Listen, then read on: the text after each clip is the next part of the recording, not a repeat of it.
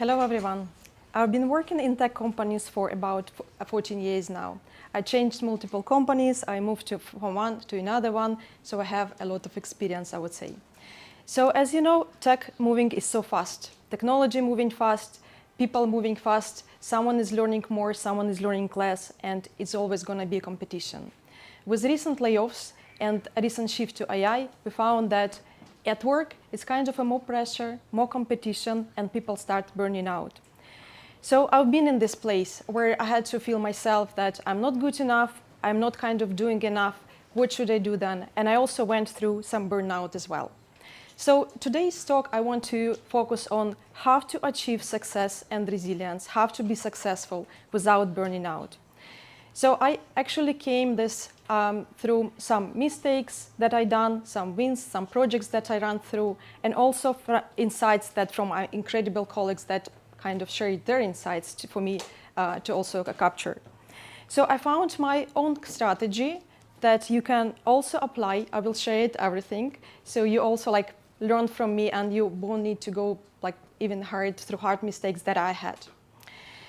And I hope today you can find this useful and also apply to your daily work, to your work, to daily practices as well, and be successful without getting stressed and getting burning out. So the first story I want to share, this very personal story, it's also from my work experience. It happened a few years ago. I was leading one project and I was so passionate about it. I was so dedicated to my work, and I was given 9 people to work for my project, and they're supposed to be doing some manual research and also doing the manual analysis of the reports. So at that time, we had certain deadlines, we had some work need to be done, we had a lot of work to be completed by those 9 people, and me to leading that project. And so everything looked fine. I prepared the protocol, I prepared the tooling, I prepared everything, I trained all those 9 people, and it seems like everything was doing so good, so well. But overnight, what actually happened, that I opened my laptop and I discovered that no one there. I just left alone. How that's possible? So that was time when it pandemic happened and all offices shut down, and at that time, those people were not equipped with their tooling, with their laptops. They were not allowed to work from home to complete the work. So I thought, okay, what should I do then?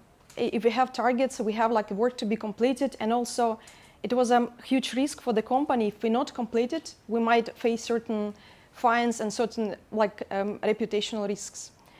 I came to my manager, said what should we do? We tried to look for resources. Nothing. We couldn't find anything in that time where all offices were shut down. So I said to myself, fine, I will do it. I will do it. 3 weeks. I worked every day from 6 a.m. till midnight, over 3 weeks without weekends. And after that, I felt so exhausted. I felt that I completely drained, but I completed the work. I completed the work of 9 people on my own. I felt so proud of myself. I did it. That's so cool. I was waiting to share this with my manager, and when I came to one-to-one with her, she said to me, "Thanks, Iryna," and that's it. I kind of wait. Where is celebration? Where is recognition? I was waiting for that. I'm so kind of drained, and she said to me, "You know what? We need to have more people of this level. We shouldn't rely on one person," and she was right. She was actually right. From the company perspective, this is right. Why to put all eggs in one basket? Yeah. Why rely on one person? So they asked me to train more people to my level, and that's it. They moved to another project. It was kind of a lesson for me. I moved to another project, and at that time, I actually was really enjoying the work I was doing. I have cybersecurity background. I'm working in financial fraud prevention. I really love my work. I truly enjoy it. So I had an idea about improving systems and tooling and processes, and I was so passionate about to share it. But I felt that it's not ready yet to be shared. It's not perfect. I need to shape it. I need to clean everything, the small pieces, to present it to stakeholders. So I synced with my colleague and shared it one-to-one this particular idea and said, look, I do want to do it, but I actually need some help. My colleague has really good data analysis skills, and I asked her to support with some metrics so I can strengthen my idea in order to present to stakeholders. And you know what? A week later, my colleague presented this idea across everyone to stakeholders. I was shocked. There was only their name on the slides, no mention of me. And a week later, that person got assigned as a project lead. So I was kind of shocked at that time.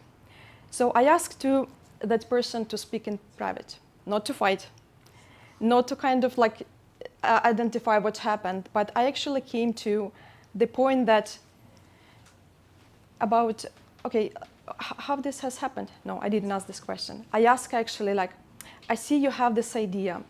And that person said, actually, it's maybe a coincidence. Maybe it was a coincidence. But that person had data skills. I had knowledge skills about that particular area. And I proposed let's combine our ideas. Let's combine our skills. Let's do it together. Let's work together. And we actually co-lead this project. And we even achieved better results.